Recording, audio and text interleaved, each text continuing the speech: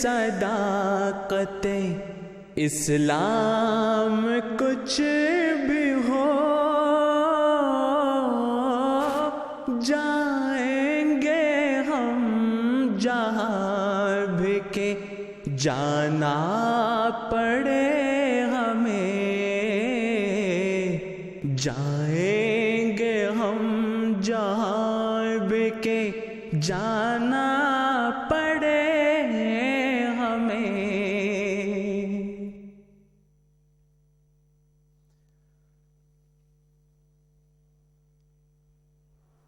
Assalamu alaikum warahmatullah, and welcome to Live Beacon of Truth, the show where we discuss and question contemporary issues and the religion of Islam. Now, last week's show was about whether or not religion causes evil, whether or not religion is a source of violence and hatred in the world. And we had great discussion with great comments and questions coming in from the viewers at home, a lot of tweets and comments on Instagram. However, this chapter is not closed because, let's face it, when today we say that religion and peace go hand in hand, it's a bit of a strange marriage, because today in the world there's a lot of bloodshed, a lot of murdering, a lot of killing and hatred and chaos, all in the name of religion. In fact, there's a very interesting study done by YouGov, which we also cited last show, which suggests that here in the United Kingdom, the youth are believing that religion is actually the source of disunity, the lack of peace and evil in the world today. And so we really want to get to the bottom of this question on whether or not religion is the source of evil or whether it's something else in disguise.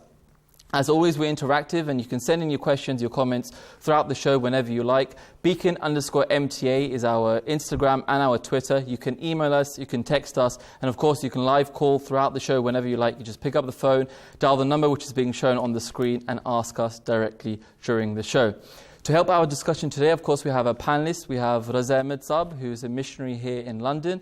And to his right, we have Mr. Qamar Saab, who is a missionary from New Zealand. Joining us on phone will be Haris Zafar Saab, the national spokesperson for the Ahmadiyya Muslim Jamaat in the USA. Jazakallah, gentlemen, for joining us. Now, gentlemen, going straight into the program, you know, there's some estimates which suggest there's 4,200 religions and sects in the world today. So, when we talk about different sects and denominations, aren't we causing more disunity and aggression within religions? I mean, you know, you've got so many sects within Islam and Judaism and Hinduism. Isn't that causing more problems amongst religious societies and, you know, bigger than that in the world as a whole? And then the second part of that question is, then you have religions and different individuals calling each other, you know, disbelievers and saying that you're hellbound. Well, in short, yes and yes. But of course, that's not going to suffice. Religion, indeed, is a social adhesive. When God sends a prophet, the mission of that prophet is to unite the people at that time. Now, there are different factors that play along with it. For example, the first one is that when the prophet comes, or immediately after his demise, that is the time when that mission or that target is fulfilled to its fullest. Okay.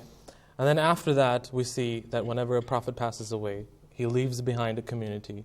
And then slowly, throughout the time, the level of righteousness of that community starts to deteriorate. Secondly, it's the people or the religious scholars and the religious leaders of these religions who have a very fundamental role in that deterioration. And then thirdly, is the religion itself. What I mean by that is, I'll come to that at a later point. Okay. Now, for example, we take Judaism. Judaism, their belief is that the children of Israel, the Jews, are the chosen people by God. And Moses came to free these chosen people. They believe in one single God who is not only the creator of the universe, but every Jew has the possibility, has the chance to interact with their God. Let's move forward in time. When the Prophet Jesus, ﷺ, when he came, the Jews at that time had moved away from their teachings, so much so that when they were given a choice, if they were to free Jesus of Nazareth or Jesus Barabbas, they chose a criminal. The other person on that side was only a man who claimed to be the prophet of the time, who claimed to be that God has sent me with a certain mission. Right. That belief went against and contradicted their own beliefs, their own religion that was prevalent at that time. Christianity, for example. Christianity has a Muslim Maud anhu and Second Khalifa. the second Khalifa of the Ahmadi Muslim community. Right. And in fact, every Khalifa and the promised Messiah ﷺ himself has said that the beginning time, the early stages of Christianity, the early Christians were very selfless, very righteous, pious, friendly Christian people who helped each other. They suffered for 300 years because they said that we believe in a certain God. We believe in one God. We believe in this and this and this and this. What Jesus had left them behind. But then, again, we move forward in time. We have the Spanish Inquisitions. We have forced resistance party. Exactly. But that came a lot later. Right. We have the Crusades. We have forced conversions in North America of the indigenous people, even on the subcontinent. Then we have Islam. We face the same tragedy, unfortunately, that when the Holy Prophet ﷺ came, that was the best time. You know, he had the Sahaba around him. Those were the people. He trained himself. They saw him how he practiced things. They saw him living his life and living the Quran, as we know from this one hadith. And then his Khulafa came. That period of 23 years passed by. Then we have the dark ages, basically, of Islam. Moving forward, look at the world today. That's why I said yes and yes. Simply put, if you look at the condition of the world today, with all these different religions, with all these different sects, everybody is preaching something else because everybody has moved away from their original teachings. Now this is where the third point comes in. The religion itself. There was no religion before Islam who claimed that I have been sent for all the people and for all the times. I'm a universal religion with universal teachings and a universal prophet. Right. Every other religion, every other prophet came to address a certain issue. The Promised Messiah ﷺ has given the example of how religion unites people, of a tailor. If a tailor takes a piece of cloth, it cuts it out, and then you look at the piece of cloth, which was one big, huge chunk, and then now there's pieces of it here and there, it looks odd. You would think that, what has he done to this piece of cloth? But then when he puts it together, you get a nice suit, you get a nice shirt, or whatever it is that you want to wear. And it gets a shape. Right. That's how religion is.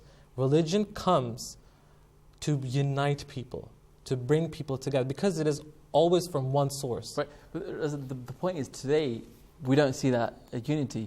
You've got so many denominations, for example, within Islam, and they're fighting each other. Not just Islam, even Christianity. You had, like you mentioned, the Lord's Resistance Army. How would you explain that?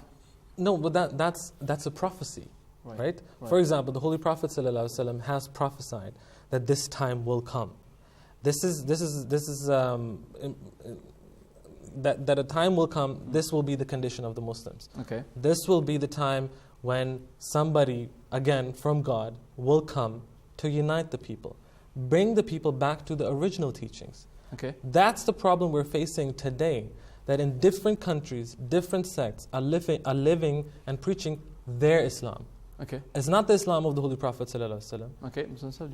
Fadil, part of your question was about various religions in the world. So Raza Saab's already touched on this, but Hazrat Muslim Maud Raziyallahu Anhu, the second Khalifa, he's explained in Introduction to the Study of the Holy Quran that the reason why there were so many different religions was because at that time there wasn't communication like we have now, right? The world has become a kind of global village in this day and age. But before, people were restricted to their own vicinity, to their own area, and there were certain tribes, certain types of people. There was the Bani Israel, there were the Hindus. So Allah the Almighty sent prophets to every single people, right? And He sent someone to guide them.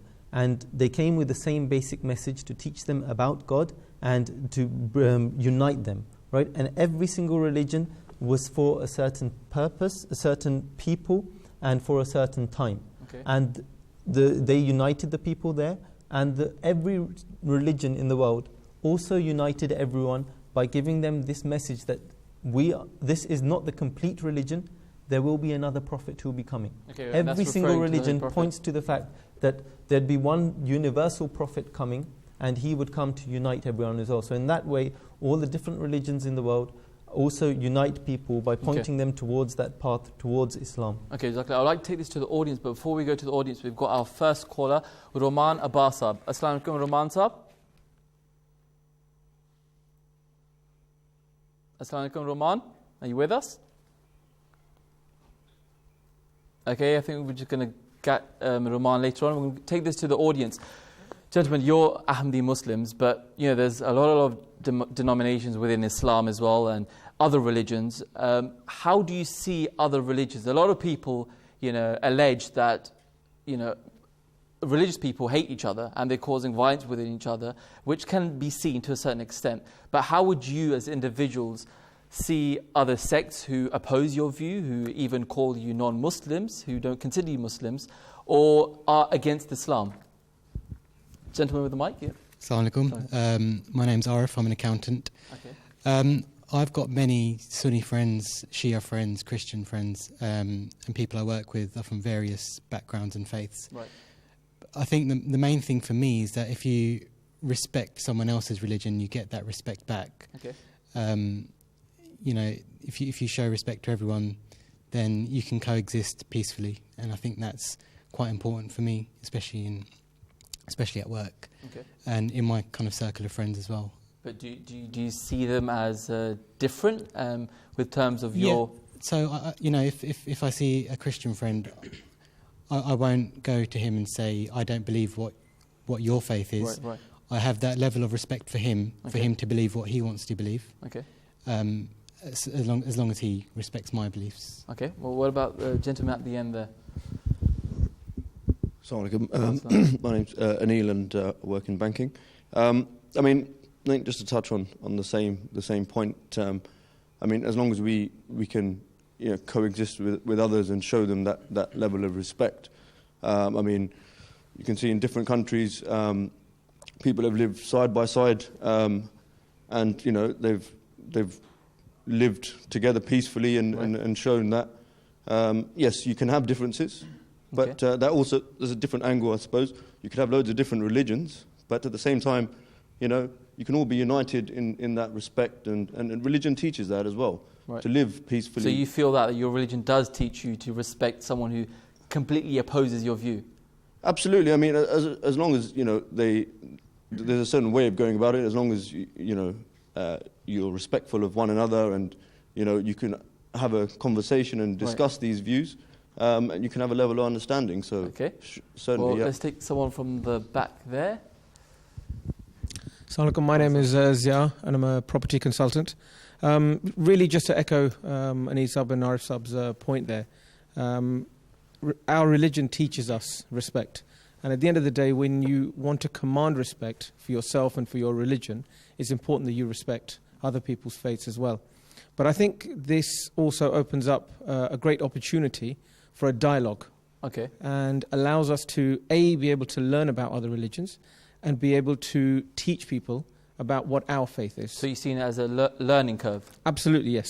Okay. And not only just for ourselves to be learning, but to be able to teach as well at the same point. And from there, you can have a healthy discussion, and try and understand what is the best direction to go in. Okay, Jazakallah. And Fatir, Islam encourages this interreligious peace as well, because the most revered people in a religion are the founders of the faiths, the prophets. And Islam is the religion which says that every prophet who has come before is truthful in his claim and he's from Allah. Islam says Jesus was truthful, Moses was truthful, Krishna was truthful. All these prophets and all these founders of religion were truthful. So Islam lays that base for peace as well. Okay, You have to believe in all of them. Right. Well, we're getting a lot of interaction right now on Twitter and Instagram. Just a few comments I'd like to read out on Instagram. We asked our viewers whether they thought religion is a source of violence, and there's a lot of comments coming through. I'll just read some out. Some users said that religion has brought immense positive changes into my life. Another user said that religion is not evil. It is the people that misuse and misconstrue it that are bad. People are easily influenced by others with bad intentions. Someone else wrote that religion doesn't make people evil. People can make themselves evil from their actions of free will. We have Roman Abbas, I believe, right now from Pakistan. Assalamu alaikum, Roman Saab. Sorry, Roman Saab, are you with us? Okay, I think we're just having some technical difficulties. So we've got a question in from Ahmed, and he's tweeted it and he's asked that, has the concept of God been something which has been evolved and just been a source of human imagination?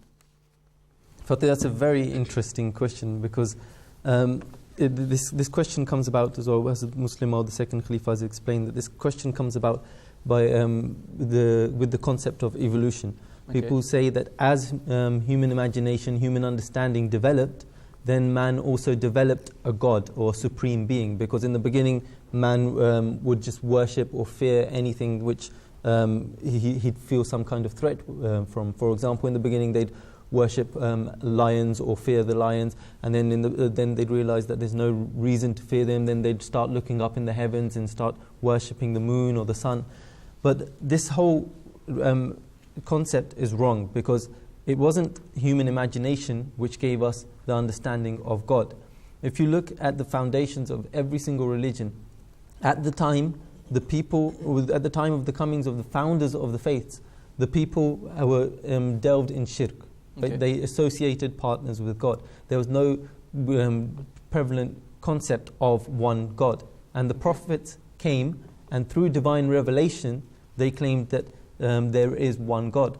So we also find, if you look at some of these tribes in the world who live very basic lives in the jungles, or the Aborigines, for example, or there's some tribes in the Amazon and stuff. These tribes, they show that the simple life, right? Okay. But they also have a concept of one higher being, a higher God, right? And they have that concept way back in their history, right?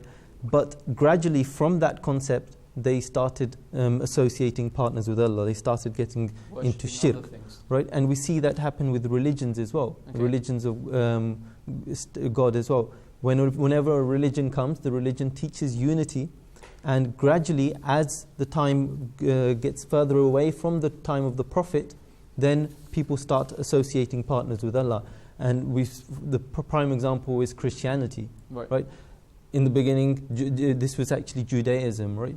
There was the teaching about one God, and that's what God told everyone. And now it's Trinity. And now, gradually over time, they've come up with the concept of Trinity and three gods. I'd like to take this to the audience as well, actually. Do you guys believe that it's something which is out of human imagination and intellect, which humans have developed over the centuries? Gentleman at the back there. Assalamu alaikum, my name is Shams Najam, work in banking. It's, to be honest, if I can just relay a story, I used to work in the legal sector before I went into banking, and I used to deal with a lot of immigration cases, asylum cases, and a lot of the things I saw there were people were being booted out of other countries because of their religion. Okay. Now, it's not unfair for someone to turn around and then say, look, this God that you've made up is actually teaching you evil. Right. So, not saying that that's my belief, but is it unfair for someone to see that? Because the things that we're viewing in the world at the moment is that there's a lot of evil being taken place because of in the name of religion. But I don't personally feel as if God is made up, and because we've been given teachings, we've been given a guidance, and those teachings have strung along for the last 1,500 years, and even prior to that. Right. And they've worked quite effectively. Now, if we're looking at, of course, we're discussing whether we feel God is made up, but also discussing whether we feel as if is religion evil and does it incite evil? Yeah. Now look, let's see what actually creates a lot of evil on earth at the moment. It's weapons, right? It's mass destruction. Right. And what created that? It was science. Mm-hmm. Now are we going to then say science creates evil? Great point. Do you see? Great point. So the apparatus has been given to us. Okay. It's down to us how we use that tool. Okay, Jazakallah. And anyone else? My name's Kurum. I also work in the banking sector. So I've had numerous discussions of work on this topic of religion and discussing, evil in religion and whether it's interpreted one way or another and what is the right way. The way, I've kind of presented my argument to them is that, it's all about understanding. The main 2 points are your duty to God and then your duty to man. And by hukukul abad and hukukullah. Right. So by performing your duty to God, you're praying to God, you're supplicating, you're living by the teachings that have been provided by God through His prophets and messengers in the Holy Quran, etc. And by also how you then have a duty to man, so whereby you all the charitable works that we do, which again. Negates that point that religion, takes you towards evil. Yep. So we've had, kind of discussions on that point. Okay, Jazakallah. Well, we have, again, a lot of tweets coming in and Instagram comments. Just like to read some out. One user said that there is a reason why religion and politics shouldn't mix. Religion is based on equality, not superiority. Another user has said that there's around 1.8 billion Muslims in the world. If religion was evil, we would all be dead. A very strong comment there. Muslim Sahib, I would like to ask a question, Muslim or Raza Sahib. There's a question in by Nadeem Big, and he said that the problem is that cultures and religion is being mixed. What's the best way to practice to tackle this? What's the best way we should practice to tackle this? Fatih, it's important to understand that the basis of our understanding should be religion. According to Islam, we base everything on religion and the teachings which Allah the Almighty has given us. But if the teachings of the culture do not conflict with your religion, then you can adopt those teachings. Right? And in jurisprudence as well, we have this term called urf, which means that anything which does not conflict or go against the teaching of your faith or of your religion or the teachings that Allah the Almighty has given you, can be adopted by you as part of as being a Muslim as well. Okay. Religious teachings have been outlined by, if, for example, we speak about Islam, we know exactly through the Holy Quran, through the Sunnah, through the Hadith, what is part of religion and what is not. Right. Just as an example, we hear in the media a lot that female circumcision, for example, it's not an Islamic problem. It's not an Islamic injunction. It's nowhere close, and has nothing to do with Islam. Okay. If you look at the statistics, for example, where these practices are carried out, which countries, it's an African problem. Right. Culture, separated from religion. But that contradicts each other. Says that, no, I can take this from, for example, the Bible or the Torah or the Quran, and this is they use religion and then they mix it. No, that's the problem. You cannot make up your own interpretation. Who is the person who lives a religion? That's a prophet. Right. A prophet sent by God, he is the one who lives the book. For example, let's say the Torah, for example, right? Hazrat Musa alayhi salatu wasalam, peace be upon him, was the one who lived these laws, who lived those teachings. When we talk about Islam, when we talk about the Holy Quran, it was the Holy Prophet ﷺ who lived the Quran. Right. Do we find any instance, any example, any story in these lives of these prophets that can say, okay, whatever these people are doing, harming people, killing people, yes, it's according to that religion? It doesn't. Okay. Because as I said in the beginning, they come to unite people. If they start killing people in the beginning, you're not going to unite anyone. Okay. Well, we have another question in from Kamran Adnan, and he's tweeted and he's saying that religion is mainly teaching things which are nowadays seen as humane. Anyway, for example, taking care of others, giving charity. So he's saying that it isn't really adding much to society. We've already got these things. I mean, I'd like to bring this to the audience as well, but if you guys would like to answer first. I'm not have any lawyers today, but if you go back, where do these teachings come from? When we say today, oh, we have such a developed society and, we're so advanced and all these things, we have all these laws, where do these laws come from?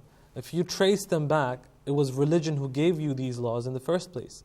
Now man has, he has the capacity and the capability to further elaborate on those laws. Okay. Right? But the basic fundamental laws in every country, you name it, are the same. Don't kill, don't steal, don't lie, don't do this, don't do that, which are, according to man's nature. Right, so if you are harming other people, that's not good. But that's what they say. That say that it's in my nature that I shouldn't steal or kill. It's innate. That's why we don't really need religion. But Fatih, that's exactly what Islam teaches. Islam is the religion of your nature, right? Okay. Allah the Almighty has also mentioned that Fitratullahi allati fatara an-nasa alayha, right? That your human nature is what Islam has come to mold, right? So your religion teaches you how to use that nature in the right way and at the right time, right? So, for example, there's a moral of being very courageous, right? That's a very good moral. Right. But it all depends on the timing of that moral as well. If someone says that I'm very courageous and he walks out in front of a lion, that's just stupid. It wouldn't be considered a good moral, right? Religion gives us that definition of a good moral. Okay. And also it's important to understand that religion gives us that higher purpose for doing good morals as well. Whereas we see in this world that whenever somebody says they're doing good, we see it happening even now. They say they're doing good or fighting for peace or trying to establish peace. They always have their own interior motives behind their doing good. And we see that the more people are drifting away from religion, there's more immorality coming about. And when I say drifting away from religion, it's important to understand that drifting away from the true source of religion as well, because it's two things. Khalifa Rabi has explained, the fourth Khalifa has explained, there's two things which cause all these problems. It's corruption of the religious teachings, right? Okay. Or it's corruption of the people who call themselves religious. And these two things cause the problems. And we see so much immorality even in these secular states. I've got some facts here. There's many women who say they've been raped in these developed countries. There's high drug abuse in these countries. Okay. There's so many things going on here, and we see it even on an international scale as well. They have so many problems, political problems as well, happening as well. It's all because of a lack of morality and the lack of understanding of that morality. Islam gives us that higher purpose. You're doing your good deeds for Allah. You're not doing it for any personal gain. You're doing it for God. Okay, does you want to come in there? What is the reason behind that lack of morality, though? There's one factor missing. If you take away religion comes with a certain... Well, if I say it, then they know it already. But I want to ask you, for example, what is it that when you take away the equation of religion, when you take away that factor of religion, there's something that comes along with religion, and if you take that away, that is the reason why, as Muslims have said, immorality is growing. People don't really fear anything anymore. Okay. And even I think if you want to ask the people, I reckon we can tweet that out as well. Taking that to the audience, someone mentioned that you do charity events. We also had a charity run today in Manchester, the Ahmadiyya Muslim Youth Association. But a lot of people are saying that, hang on a minute, I'm not religious, I don't believe in God, I don't believe in the Quran or the Bible or the Torah, and I'm doing altruistic things as well. I'm helping the poor, I'm giving charity, I'm helping the old lady cross the road. Ethics and morals are just one element of what's taught in religion. Okay. So just because you have somebody that isn't religious, that carries out good deeds, doesn't necessarily mean that you don't have a requirement in society for religion itself. Okay. And in my opinion, growing up in the UK, I found that a lot of the youth that I've interacted with in the past, my friends, my current friends as well, some of the things that they do, the rituals that they follow, they believe quite strongly to be religious. because that's what they've been taught. But unfortunately, these are cultural things that have been passed down perhaps from generation to generation. And they feel quite strongly that that is what religion is. Okay. But I think, as the panel have touched upon, it's where we've actually moved away from religion and the core teachings of it. Okay, gentleman here in front. My name's Yasser and I'm an accountant as well. And just going back to the point about doing charitable acts even though you're not being religious, I myself gave blood this week at a donation centre. Okay. And it's not the fact that I'm doing it for my own personal recognition. And this is the difference between me and the other people that are there at the blood donation centre as well. I'm doing it because I have a belief in God, and I believe that there is a hereafter, right. and because of that hereafter, that's why I'm doing these kind of deeds. Okay, that's how you read. That's exactly what I was looking for. The factor of accountability, that you do certain deeds. I mean, we spoke about this in the last week's program, that for a non-religious person, that good deeds just finishes at that point. It's done and then it's done gone. and dealt with. Nothing. Okay. There's no consequences in the hereafter, or even the concept of hereafter doesn't exist. Right. But for a religious person, for us, we believe that we will be rewarded for that good deed in this life, as well as in the hereafter. Okay. Well, we have a comment here at the end. It's an interesting point you make there, but I'd just like to raise the question that a lot of people would listen to what's being said and think, okay, yeah, that's good that we're being told to do good things and God's guiding us to do these things, but also does it not make us a little bit selfish? Selfish, I've been asked the question previously, why do you believe in God? And I've answered because, there's a lot of evil in the world and it's difficult to stay away from sin, but God and religion guides us. And the response I was given was, if you didn't have God, would you kill? Would you murder someone? Would you shoot someone? And you wouldn't. So does it sometimes make us selfish that we say we do these acts purely for the love of God? And would we still do them if we didn't believe in God? It's important to understand this. Allah the Almighty has created two different things which run the whole world we're in. There's the law of nature and there's the law of Sharia. Right? This is very fundamental to understand the whole idea as well. The law of nature dictates that you do something good, you reap the rewards in this world. Right? If I'm truthful throughout my life, then there's more of a chance of society accepting me. It makes it easier for me to get a job. If I'm hardworking, that's a good moral. When I go for a job interview, I'm going to get a job, compared to someone who's a liar or someone who's very lazy.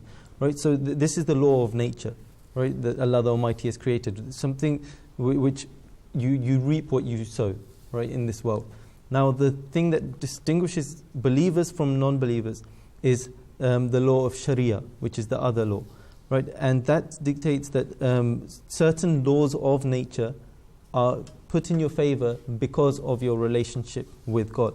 And regarding the next life and your reward in the next life, that's not for the good works you do in this world, right? Because you've already reaped the benefit of those good works, right? From being a moral person, you're accepted in society, you see the benefits of morality in this world. So you've drawn that benefit from them. The thing that you get rewarded for is in the next world is that Iman. That's why in the Holy Quran we read it constantly. And it's just something to ponder over. Is وَالَّذِينَ آمَنُوا وَعَمِلُوا الصَّالِحَاتِ. Right? So Allah the Almighty has said that those people who believe and do good works, they'll be rewarded with Jannat or heaven. So it's not only doing good works. Good works, you find the reward in this world. But the belief in God and doing your good works with the intention of doing it because Allah the Almighty has done it, or even better, the highest state of spirituality is doing it out of love for God. For example, some certain things in our lives we do out of love for other people. If our parents tell us to do something, we sometimes do it out of love for our parents. So if you do it out of love, that's a higher stage of spirituality. And that's what you are rewarded for. It's your intention which you are rewarded for. It's not the actual act. And that's why we have that hadith which we constantly read as well. إِنَّمَا الْأَعْمَالُ بِالنِّيَّاتِ. That your deeds are judged by your motives. And it's your motives, your intention, which actually you find the reward of in the next world. So the law of nature dictates that you will benefit for whatever you do, the good morals you have in this world. But for believers, it extends to more than that. It's your belief which is rewarded in the next world. Well, Najib, let me ask you, what is so wrong about that? No, absolutely, there's nothing wrong with it. But for someone who doesn't believe, you're trying to prove to someone who doesn't actually believe in the existence of God that you're only doing this because you believe that God exists. To that person, they're then thinking, so are you doing this because you're morally inclined to do it for a good cause, or are you doing it because out of fear that you're going to be either punished, or you're going to then be rewarded? Father, we spoke about this fear and love concept in the previous program, but in this regard, there's nothing wrong with being selfish in this matter. You're not taking away the right of anyone else. Right. You're not harming anyone else by being selfish. The connotation of being selfish in today's language, as we speak it here, is always that somebody is suffering on the other end because you are being selfish. Right. You're taking away some portion which belongs to someone else. And there's no suffering happening. And there's no suffering happening with this. A believer, we don't necessarily, we do things even if nobody's looking, right? I mean, because God has told you to do these things.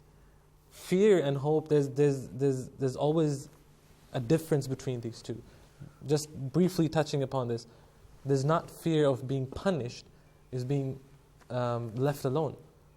As when you are having a fight with your parents, that they don't talk to you, or they don't give you that love that you need. That is the love and fear relationship that every Muslim, every believer should have with his Lord and with his Master. Okay, Jazakallah. Well, again, we're getting a lot of tweets in. Tahir Khalid's just tweeted in saying that I'm in Mali, West Africa, enjoying a brilliant episode of Beacon of Truth. Jazakallah. Mubarak Shams is tweeting in saying that the reason why people think religion causes evil, since they've drifted away from Allah, and therefore they have no faith in religion. We have Aziz Hafiz Saab tweeting and saying that millions of people use faith as a moral compass to become upstanding citizens of society. Sultana Bhatti is tweeted in saying that don't forget the Catholic Church and its current crisis. People see not only Islam but organized religions as havens of abuse. Then we have Atal Nasir Saab. He's tweeting saying that if religion is evil, then the world should have been destroyed ages ago, as billions claim to follow a religion. And just the last tweet here is Amir Masood. He's tweeting and saying that no, religion is not evil, but wrongdoers make it worse. Religion makes someone respect others' emotions and helps them. We've got two questions which are very similar. We've one from Instagram, another on Twitter, and it's from Hasham Ahmed Sab, and he asks, does modern media give enough coverage on good aspects of religion in comparison to evil misconceptions? If not, then why? Hazur Anwar Eidullah Ta'ala Ibn Aziz, he spoke about this in one of his Friday sermons. Right, our current Khalifa? Yes, the fifth Khalifa of the Promised Messiah, peace be upon him. I think the trend is a little bit changing. In recent times, for example, here in the UK, if you've noticed that whenever there was an issue or a question about Islam, major media outlets, they have contacted the Jamaat and not gone to these sensational or media hyped up other groups. But it is right, it is correct that these kind of things, they sell more. Yeah. The media has a moral obligation of fair and just reporting, but that's not always the case, because fair and just reporting doesn't always sell papers, or it doesn't always attract viewers and people who subscribe to these channels. Right. But Hazur has said that the media is in different countries, because he tours around, that they are getting more and more to that point where they are actually fulfilling their duty as far as fair and just coverage is concerned, specifically about the topic of religion and Islam. Okay, well, just carrying on the Instagram question, I'd like to take this to the audience. The gentleman's asked that the media plays a big part in how they can be portrayed to sway public opinion, how religions can be portrayed. What do you think we need to do as the youth of today to counter this in a digital era, gentlemen? Yep, gentleman at the back there. Yes, my name is Rafiq. I'm an optometrist by profession. I think what we're doing at the moment is kind of ideal and adequate as well, and we need to carry on. Currently, as we know, we've been selling poppies with a poppy appeal, charity, marathon walks, etc. And the more this comes out into the media, I mean, I'm old enough to know that 10 years ago, I think it wasn't as out there as it is today. It's everywhere. I mean, you go online, you go on Twitter, Instagram, and it's spreading, massively, that people now know about all these things that Muslim youth are doing. Right. Over time, inshallah, obviously, this will create a new spin on Islam, on overall, and Ahmadiyyat as well, and give a new light to what we're trying to preach. Whereas obviously before that, it's been given a new light by media. Okay. Anyone else?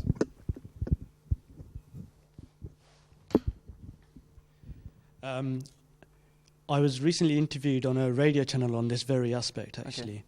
And the point that we have to try and get across is that we will continue to do our good works. We will do them just because we're Ahmadi Muslims. Right. We're not there to make the headlines. But at the same time, we are not here to make any sensational headlines. When the floods happened in the West Country, for example, we sent hundreds of people there to go and help out. But it's only some media outlets that picked up on it. But we will continue to do the good works, and we won't be there to create any sensational headlines that people want to read about. Jazakallah for that. Well, we have Haris Zafar Saab from the US on the line. Assalamu alaikum, Haris Saab. Wa alaikum assalam wa rahmatullah. Haris Saab. The question I want to ask you is that, okay, we say that religion and peace go hand in hand. But it's difficult to ignore the violent verses which we find in holy textbooks, for example, in the Old Testament, in Genesis, in the Holy Quran as well, and other scriptures as well. Why do we have these violent verses? People say that it's easy for other people to, cherry pick, as we say, these verses and use them in their support and thus go out and kill people.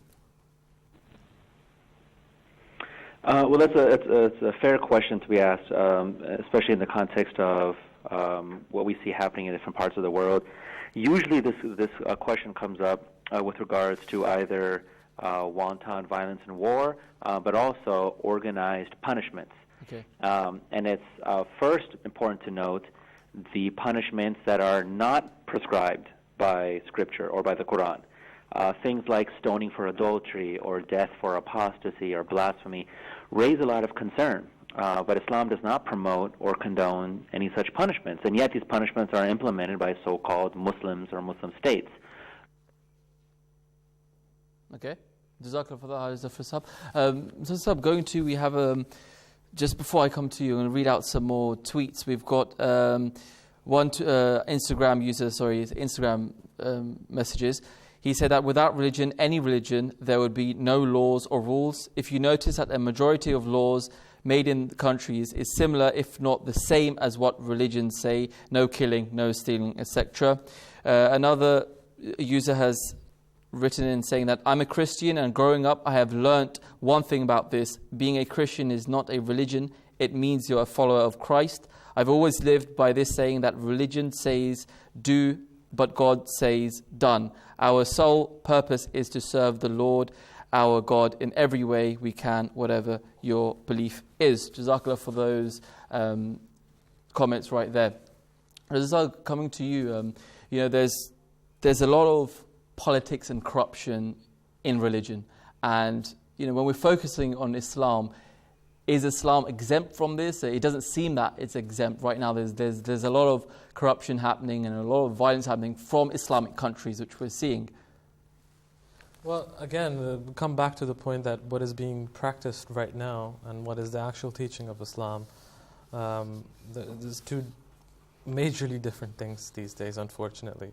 Looking at the teachings of Islam, we don't find anything that justifies or approves that, corruption, violence for no reason, taking rights away from other people.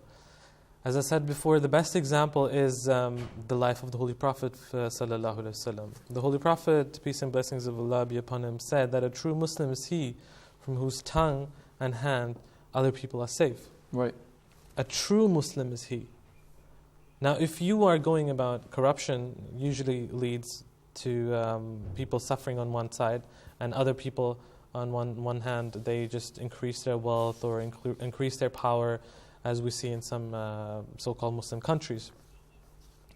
Secondly, as far as the character of these people is concerned, being proud, being boastful, and showing off all these things, that is also traits which are highly disliked by Allah Ta'ala and mentioned in the Quran. That, for example, chapter 31, verse 19, and turn not thy cheek away from men in pride, nor walk in the earth haughtily.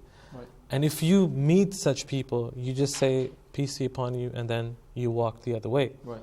So nowhere in the life of the Holy Prophet, nowhere in the Holy Quran, is there a justification of the way these politicians or individuals in so-called Muslim countries are behaving. None whatsoever. Okay, yeah. Whenever a prophet has come, because the religions are founded by the prophets, whenever a prophet has come, we find examples in the Holy Quran that the people have been corrupt, right, and the prophet has come to correct that. Okay, Jazakallah. We'll come back to you there. We have a caller on the line. Assalamu alaikum, Wasim Sahib from Mauritius. Assalamu alaikum, Wasim Sahib, are you with us? Assalamu alaikum, Wasim Sahib. Hello. Hello, assalamu alaikum, Wasim Sahib.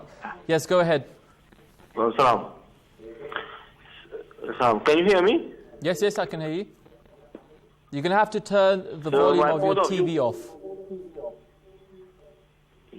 Hello. Yep, I can hear you.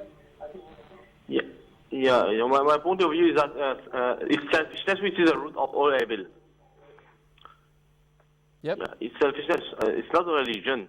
Some people come from a religious background, and then if they act in a bad way, they give a bad name to their religion. Okay. There are people who are atheists as well. Right.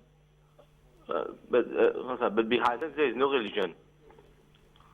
Okay. Jazakallah Wasim Sahib for that comment. We're getting a lot of Twitter activity. Someone just tweeting and saying that I believe with religion there is guidelines to do good. Evil is done by individuals who have interpreted religion wrong.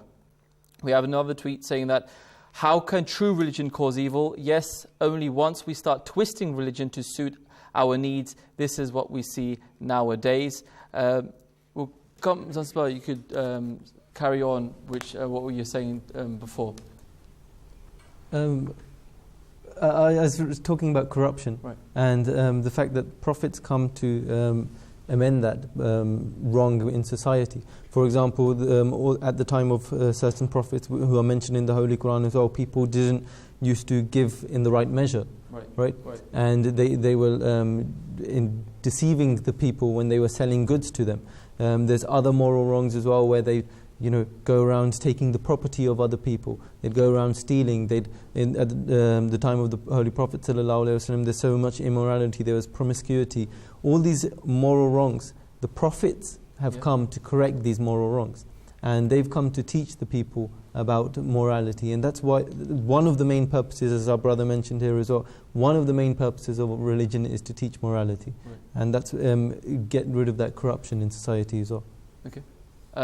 Another question is that right now today, just to finish off, there's a concept of, for example, martyrdom, if we talk about Islam, and people killing in the name of God, and them thinking that, once we've killed someone, we're going to heaven, and we're getting that blessing, which we've just done. And if it's an innocent person killed, for example, in a bomb attack, then that's fine, they'll go to heaven as well. There's the famous hadith about Hazrat Usama Razila Ta'ala anhu. During battle, he was chasing one of the opponents. And when he got to him, the other person, he fell to the floor, fell to the ground. And right when Hazrat Usama was about to he raised his sword, and in that moment, that person said, La ilaha illallah Muhammad Rasulullah, meaning that I give up. I accept your religion, and I think and I believe that you're true. But Hazrat Usama radiallahu anhu, he still managed to kill that person. Now, when that incident reached the Holy Prophet sallallahu alaihi wasallam, Huzur was very upset. He could not believe what Hazrat Usama radiallahu anhu had done. The question he asked him was that, have you opened up his heart? Did you see his heart? Sorry, I forgot to mention, Hazrat Usama radiallahu anhu, the explanation he gave was that, Hazur, I knew that at that moment and that point, that person was saying it out of fear, just to stay alive. And Hazur said that, did you open up his chest? Did you look into his heart if he was saying it truthfully and with full intention, or just like that? Okay. So Hazur was very upset. Killing a person during the certain circumstances, yes, we can further elaborate on that. Yeah. But just for getting into heaven, whatever heaven it is they have in mind, and killing innocent people, we don't find any narration, any incident, either in the Holy Quran nor in the life of the Holy Prophet sallallahu alaihi wasallam. Okay. Jazakallah. Well, we're going to go to Haris Zafar Sahib. Assalamu alaikum, Haris Sahib.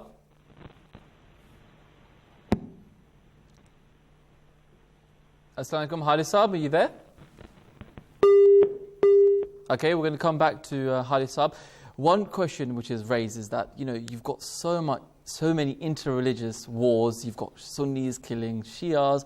We were talking about before the Christian divide. So people say that, if we, for example, wipe out religion today and wake up tomorrow, then we have one less of a problem in the world. So what would you say to that? Fateh, that's just saying that religion causes all the problems. Whereas if you look at the facts, right, there's, according to one source, only 6.98% of the wars have been caused because of religion. Okay. So that's over 93% not caused because of religion. And also, if you apply that same thinking to anything else, then that means there shouldn't be any kind of groups. There shouldn't be any kind of borders in the world, right? Because by having different countries and different borders, that causes problems as well. Okay. And by having different political parties, that causes problems as well. So people associating themselves with something, giving themselves an identity, according to that, would cause a problem. Whereas that's not the case with religion at all. Religion isn't the cause of problems, it's the corruption of the people and using religion for their own motives. For example, let's take the fourth Khalifa, Hazrat Mirza Tahir Ahmad, rahimahullah alayh, in the book Murder in the Name of Allah. Yeah. In the first chapter, it's just a few pages, he's explained that every single prophet comes to teach freedom of expression, freedom of thought. Okay. Right? So he talks about the prophet Noah, for example. He came and he taught the people that, look, he taught them about God, and he taught them that, about morality. And the people said that, no, this is wrong, and you either stop doing what you're doing, or if you don't desist, O Noah, you shall surely be one of those people who we're going to stone. Mm-hmm. Right? So the Prophet was advocating freedom of expression, freedom of thought, and he wasn't using force in any way. The people who opposed him said that if you don't stop, we'll stone you. So they treated that person as an apostate. The same happens in the life of the Prophet Abraham alayhi salam. When he came, he didn't use any kind of force, any kind of oppression or anything. Rather, he was the one who was oppressed. Okay. Right? Okay. And the people said to him as well that if you carry on giving this message about one God, then we'll persecute you. And he was persecuted. Right. He was put on the fire, and he was treated badly as well. Okay. This was the same case with every single prophet who came. The prophets came to teach freedom of expression, freedom of thought. And that's exactly what they advocated. And religion came with that base. Right? So when a religion teaches anything opposed to that, then that's just going completely against the foundations of the religion. Okay, Jazakallah. Just as a final point, Reza Sahib, there's a lot going on right now in the world in terms of violence and Islam or other religions. Can you just tell us a bit more about what His Holiness Hazrat Mirza Masroor Ahmad, the supreme leader of the Ahmadiyya Muslim Jamaat, may God Almighty be his helper, is giving as a solution to all this chaos? Well, he's giving the solution to come back to the original teachings of Islam. Okay. Hazur is traveling to various countries and addressing politicians, parliaments, and he reminds them of their moral obligations and their moral duties. Right. And these this moral Muslims and non-Muslims alike. Muslims and non-Muslims alike. As I said, Islam is a universal religion. It doesn't matter if you're addressing a Christian or someone who doesn't even believe in God. Right. The teachings, also stated by Mustansa, are according to man's nature, which are do justice, take care of those who are in need, don't oppress other people, taking away their rights. Hukukul and hukukul bad. One of our brothers here said it. If you act upon these principles, righteousness, fear God, that one day you will have to, you will be accountable, you have to give account of what you've done in this world. How are you going to meet your Creator? What are you going to say to him that, you know, I was corrupt in this land and I took his right and his wealth and his money? That's not how it works. Right. You have to be just and fair in dealing with all of them. Okay. And this is what Hazur is going around to different various parliaments and reiterating this. I'm just going to quickly read out some... okay, I've just been told we can go to Haris Zafar. Haris Zafar Saab. So Haris Saab, we're literally in the last few minutes of the program. Just briefly, there's loads of religions in the world today, loads of denominations and sects. How does one know which religion to follow? Well, there's a difference between faith and certainty. So you can't say with complete certainty who is right, who is wrong. There are truths in all religions, and as Muslims, we accept this because this reality, because all these religions came from one source and who sent different prophets. So ultimately, it comes down to someone's personal path through a match, whatever matches both their heart and their mind. So it has to be a faith that a true faith is one that I would say it answers all rational, intellectual, academic questions, and at a rational level, logical level, makes sense and rests your mind. And also one that through deep prayer and seeking guidance from God Himself can rest your heart as well. And so that, in a nutshell, I know you're running short on time. I would say that those are the two things for everyone to do at an individual level to judge which path is true for them. Okay. We're going to go back to the comments which we're receiving. Mahmoud Malik's just tweeted in saying that religion promotes good and peace. It is opposition to true religion that commits atrocities and encourages evil. Baria Anjum has written on Instagram that religion is a source of serenity. Those who manipulate it know little themselves, and those that are so easily influenced should instead go and read the scriptures themselves. Faiza's written in saying that religion is not evil. People use religion to incite evil. Another comment which we've received earlier on Instagram, an answer to our question of whether our viewers thought that religion is evil, is that only the extremists who misinterpret the teachings of religion receive widespread coverage. Religion is on a bigger scale than that. There are millions who can testify that without religion there will be nothing, and many will also say that it was religion that saved them. And like our gentlemen and our guests have said today, that religion is something which gives them more of a positive outlook on life and actually encourages them to do good and do charitable works in the world. It's up to you now as the viewers. Here we've got the general consensus as that religion is a source of peace. It's not a source of evil. And as our many viewers are saying, that religion is being misinterpreted wrong. The Khalifa of Islam right now is going around to various parliaments, various organizations, various institutions in the world right now, telling them, reiterating them, the message of the Holy Quran, the message of the Holy Prophet ﷺ, that religion is not a source of evil. Rather, religion is love for all, hatred for none. I would like to say Jazakallah for our guests, our panelists, for answering the questions. Thank you for everyone at home as well in interacting with us on Twitter, Instagram, email and text. Until next time, Assalamu alaikum wa rahmatullahi wa barakatuhu.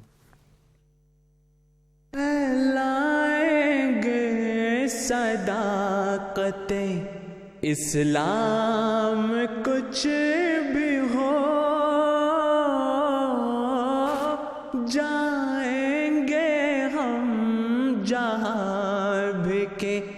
जाना पड़े हमें जाए